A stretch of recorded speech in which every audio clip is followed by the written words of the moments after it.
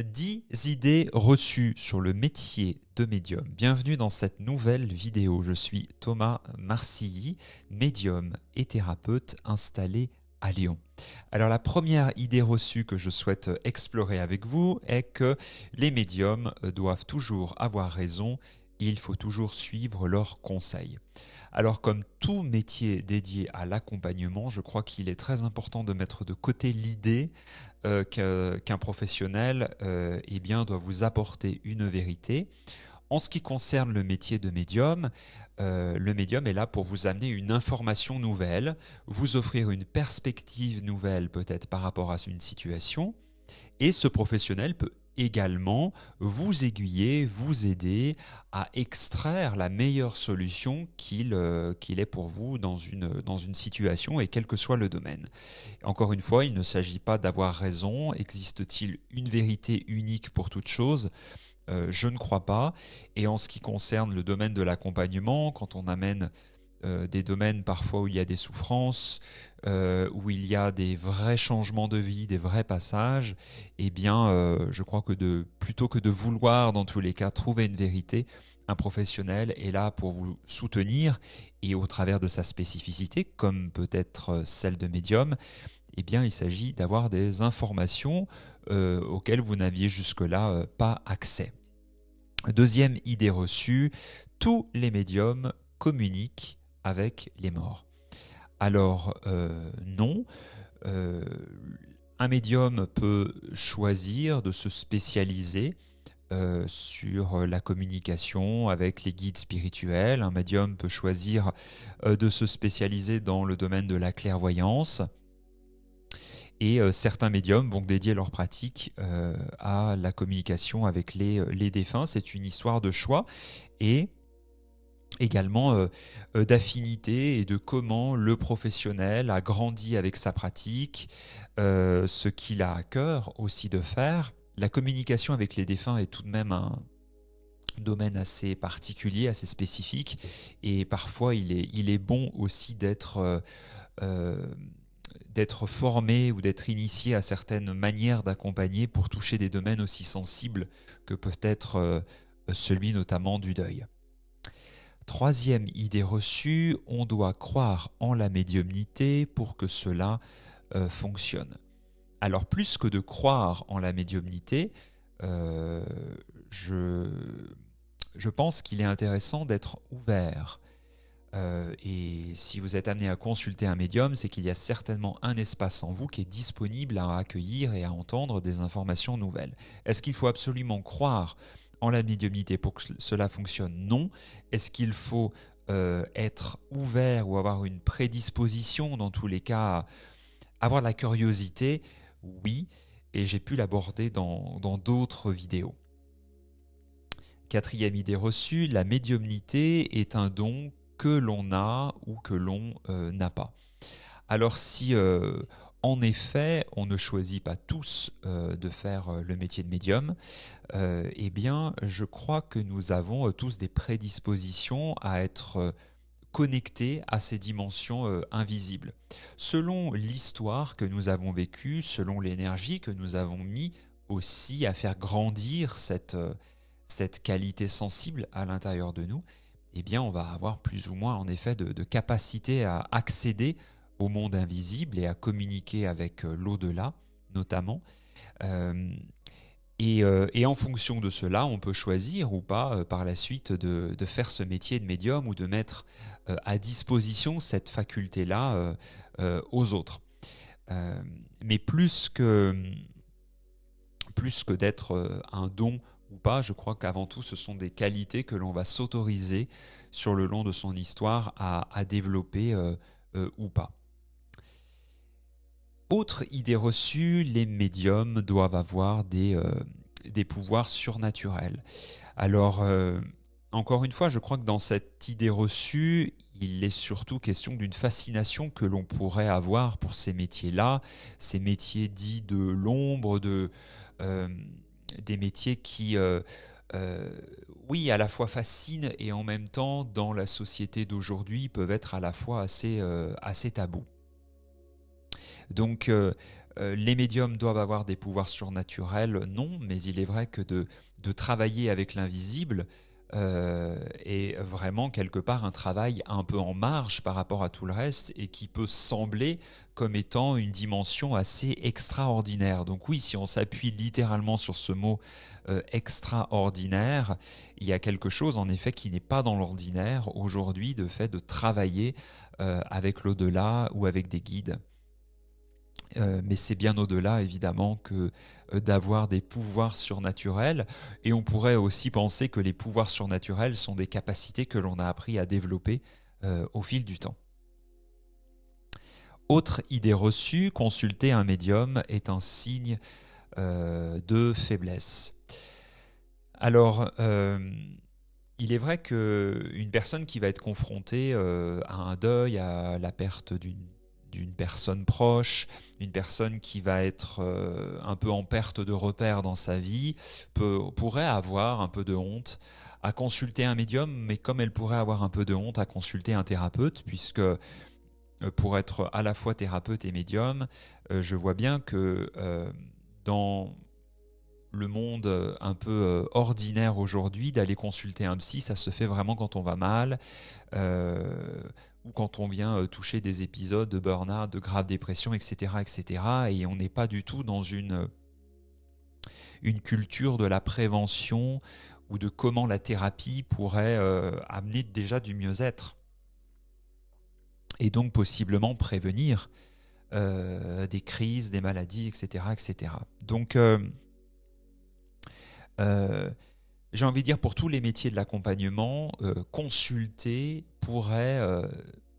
ça pourrait résonner comme étant un signe de faiblesse, alors que je crois que cela demande beaucoup de courage que d'aller consulter quelqu'un, que d'aller faire le cadeau de sa vulnérabilité à un professionnel et la mettre en jeu dans la relation, aller parler d'un passage difficile de sa vie. Et encore une fois, il ne s'agit pas du tout d'intelligence, il ne s'agit pas du tout d'avoir toujours les moyens pour affronter la vie. Je crois qu'une des grandes intelligences que l'on peut avoir et des grandes sagesses que l'on peut emporter avec soi, c'est celle de savoir demander de l'aide et à partir de cette aide-là, d'en faire une véritable force. Autre idée reçue, les médiums remplacent les psychologues ou les thérapeutes. Alors non, évidemment, chaque métier sa spécificité. Et même si j'ai à cœur, moi, dans ma pratique, de travailler avec une médiumnité thérapeutique, parce que mon parcours a été celui d'être aussi thérapeute, et que par défaut, finalement, je prends soin de la relation lorsque j'accueille un consultant ou une consultante dans mon cabinet. Donc, la thérapie étant prendre soin vraiment de la relation et de travailler dans une dimension horizontale, dans une dimension très profonde et avec des aspects parfois très vulnérables de soi. Là où la médiumnité vient intervenir, c'est un tout autre domaine, celui sur la communication avec le monde invisible. Et donc la médiumnité ne remplace en aucun cas un travail thérapeutique, et un travail thérapeutique ne remplace pas non plus un travail avec un médium, et ne balaye pas du pied, par exemple, le fait que si je fais un travail thérapeutique suite à un deuil, je ne dois pas consulter un médium. Les deux métiers peuvent aller de pair dès l'instant où ça fait sens pour vous. Et là où, en effet, selon la spécificité du professionnel que vous allez consulter, si vous travaillez avec moi, vous allez vite réaliser que la médiumnité avec laquelle je travaille vous invite à rencontrer des dimensions profondes de vous, et parce que je travaille avec certaines méthodes, une certaine manière de faire, c'est une médiumnité que je dis comme étant thérapeutique. Mais il y a certains clients que je conseille vraiment d'être accompagnés en parallèle d'un accompagnement qui serait médiumnique. Donc parfois il est intéressant de faire des croisements, parfois il est intéressant d'avoir des espaces bien dédiés à cela. Tout est une question de là où vous en êtes de votre vie, dans votre vie, de ce que vous recherchez, de ce que vous avez besoin. Mais l'un ne remplace pas l'autre et l'autre ne remplace pas l'un. Autre idée reçue, les médiums peuvent lire dans vos pensées. Alors, si on s'appuie sur l'éthique d'un professionnel, il ne s'agit pas pour un médium de lire dans vos pensées dès l'instant où vous ne lui en donnez pas l'autorisation. Encore faut-il que le travail de médiumnité soit dans, dans cette lecture-là de vos pensées. Mais il est vrai que si on part du principe qu'un médium va déjà, par défaut, avoir une nature hypersensible, eh bien dans le monde de tous les jours, un médium va avoir une faculté à lire les corps énergétiques, à lire ce qu'il se passe dans l'inconscient des foules et l'inconscient du monde. Et tout le travail va être de se réaccorder, de mettre des limites par rapport à cela pour ne pas être envahi. Et bien idéalement, et très idéalement, cette médiumnité pourrait se déclencher lorsque il y a un vrai travail avec quelqu'un plutôt que n'importe quand et n'importe où. Donc, il ne s'agit pas pour un médium de lire dans vos pensées ou de lire là où vous ne lui donnez pas l'autorisation, même si sa nature, en quelque sorte, sa nature sensible pourrait lui permettre d'avoir à accéder à des informations de ce type. Et dernière idée reçue maintenant, qui est celle que les consultations avec un médium doivent être toujours gratuites. Un médium ne devrait jamais faire payer les séances. Alors, c'est un vrai sujet. C'est un débat qui, je crois, est là depuis la nuit des temps. Et encore une fois, il ne s'agit pas d'avoir une vérité toute faite. Et je vais parler d'un cas où un médium, comme moi notamment, est installé en cabinet et où choisit de déclarer de manière donc légale et concrète son activité. Et donc d'en faire un métier qui va l'occuper à longueur de ses journées. Donc ça me semble tout à fait juste et concret que les séances puissent être en effet tarifées et que cet échange d'informations avec l'invisible puisse intervenir en échange d'une participation et d'un tarif, encore une fois. Et puis, si on pousse un peu la réflexion plus loin, et il y aurait encore beaucoup à dire sur ce sujet, mais lorsque l'on travaille avec le monde invisible, lorsque en tant que professionnel, on donne des informations énergétiques qui viennent d'ailleurs, eh bien, encore une fois, il y a un échange d'énergie qui se fait. Et je crois que tout échange d'énergie, et ça existe depuis la nuit des temps, eh bien, ne doit pas être que dans un sens. Un échange, c'est justement quelque chose que l'on donne et quelque chose que l'on reçoit. Et beaucoup de personnes hypersensibles et beaucoup de médiums, pour ne citer que ce métier-là, qui vont être un peu dépassés par leurs dons, vont être dans une espèce de surgénérosité, presque ingérence un peu à aider l'autre. Et ça crée, je crois, dans les vases communicants quelque chose qui perd complètement de l'équilibre, puisque un médium, dès l'instant où il s'installe dans un cabinet, et bien dès l'instant où il décide d'en faire un métier, ce métier il va s'installer dans un cadre de vie. Ce métier, il va venir s'inscrire dans un écosystème, et cet écosystème, pour fonctionner, pour être nourri, doit aussi s'appuyer sur la dynamique de l'argent pour fonctionner. Et pour un médium, recevoir aussi de l'argent contre des services, quand bien même ces services-là ne soient pas reconnus par les grandes instances, etc., eh bien c'est un échange qui intervient. Et encore une fois, le fait de pouvoir faire payer des consultations ne s'oppose pas à faire des consultations gratuites de temps en temps, ou bénévoles, ou travailler dans des associations, etc.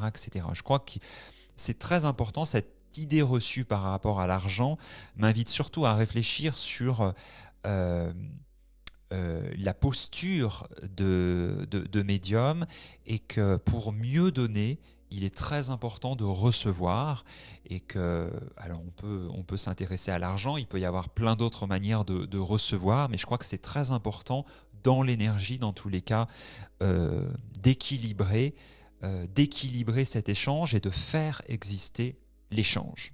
Voilà. Donc beaucoup de choses à dire hein, sur ce sujet de l'argent et encore une fois, je crois qu'il n'est pas, il n'est pas nécessaire d'avoir des idées toutes faites, mais c'est très intéressant, je trouve, de naviguer dans ces idées reçues. Peut-être que vous, en tant que médium, vous y trouverez des propres réflexions. Et j'imagine aussi, en tant que consultante ou consultant, eh bien, ça vous aidera à mieux comprendre le métier de médium. Donc, bien, au plaisir de vous retrouver prochainement dans une nouvelle vidéo. Toute mon actualité, que ce soit autour des séances individuelles, des groupes réguliers et des formations également que je donne autour de développer vos capacités médiumniques pour vous et pour autrui. Tout ça, vous retrouvez sur le site uneécolepourlarelation.fr. Et puis, en ce qui concerne l'actualité très régulière, c'est chaque premier mardi du mois, eh bien, la guidance pour les prochaines semaines, la guidance collective, c'est ce que je vous propose. C'est un voyage méditatif d'1 heure qui se fait en direct et en visio.